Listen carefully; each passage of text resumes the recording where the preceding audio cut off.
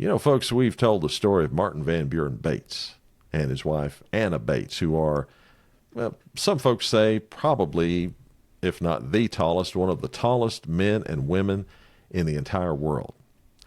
Today, we have a story about not the tallest man, but someone known as the strongest man in the state of Tennessee, a man known simply as Big Joe.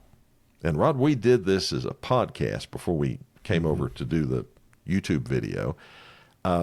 He was a very interesting little fellow, wasn't he? And I say little being sarcastic about that. I was going to say, you probably are being sarcastic. Little? I don't think he's little.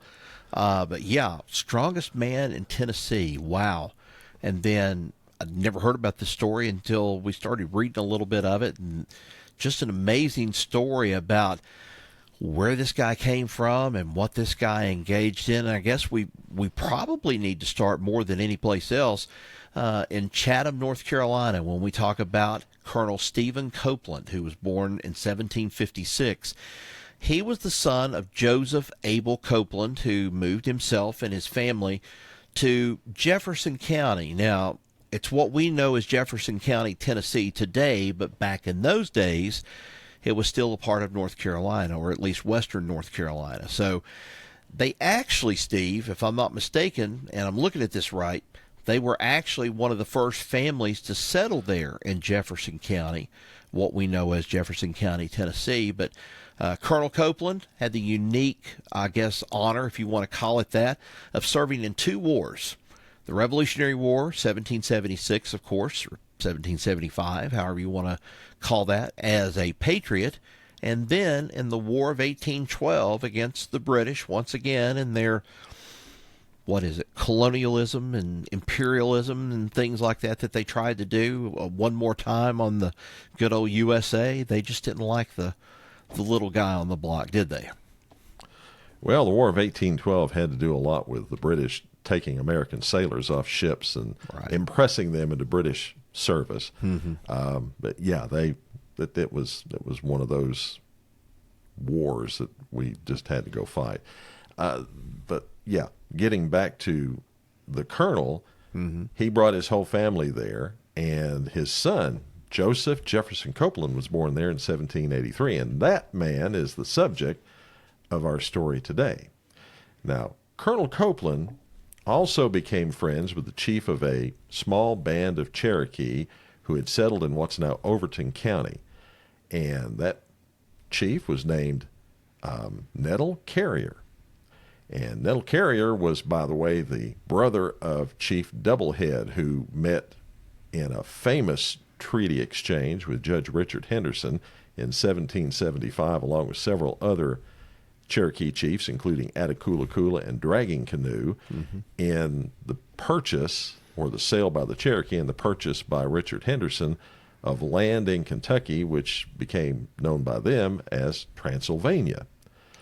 That meeting ended with Dragging Canoe, who didn't agree with this sale at all, storming out of the meeting and declaring that he was going to make Kentucky a dark and bloody ground for any settlers that dared to settle there.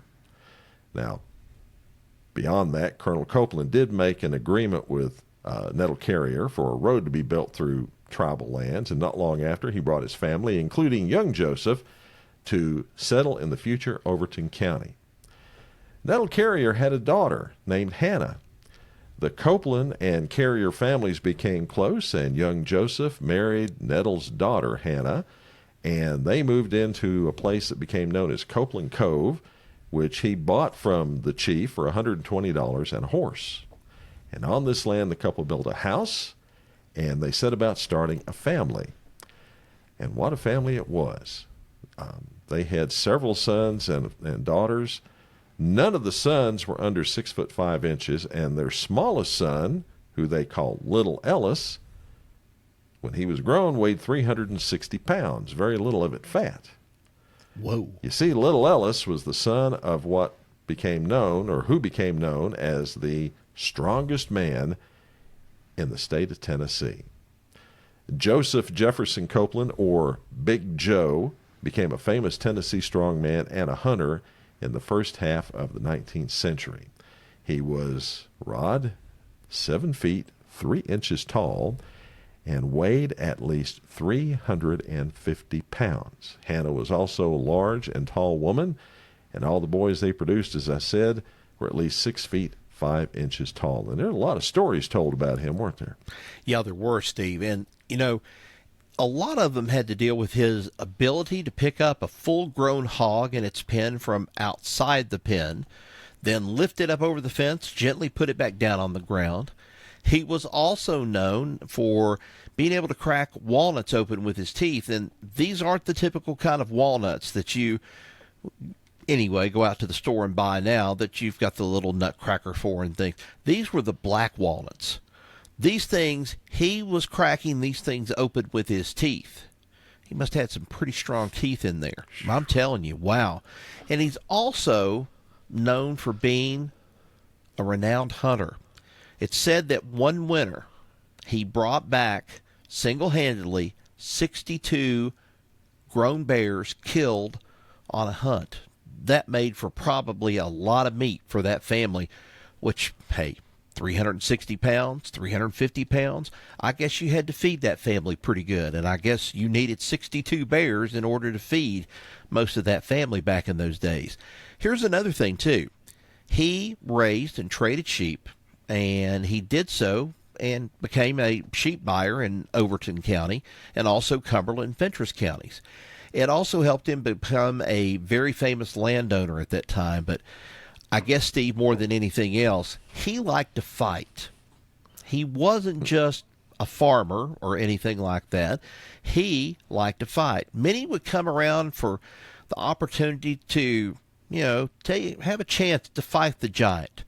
Many left wishing that they hadn't in the first place. I can believe that. But Big Joe whipped everybody that challenged him. No doubt about it. And one man from Virginia had heard about Big Joe, and not believing all the stories about his size and strength, well, he decided he was going to come down to Tennessee and he was going to challenge him. Well, what happened after that? Well, the Virginian got there. He took one look at Big Joe's size, and that was enough to convince him it's time to turn tail and head on back home to Virginia and not think of this place ever again and think about a man named Big Joe. Well, that fella from Virginia wasn't the only out-of-stater to come into Tennessee to challenge Big Joe. Seems there was a guy in Kentucky who himself was well-renowned as being a big fighter, and he was undefeated in all his fights, just like Big Joe was. So he decided that he was going to challenge Big Joe to a fight. So he made his way down to Overton County to Big Joe's house. Big Joe graciously welcomed him into the house, fed him, gave him dinner, a fine dinner. Then he said to him, "Let's go downstairs in the cellar. You're probably thirsty. I've got some whiskey down there. You might want to take a taste of it." So he said, "Sure, let's go down there and do it."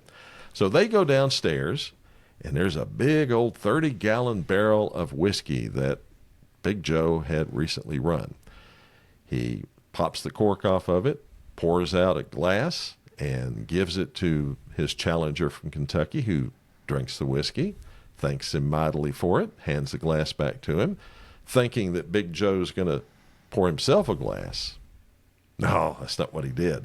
What he did was he picked up that full 30-gallon barrel, lifted it over his head, and poured a drink into his mouth, and then gently set it back down.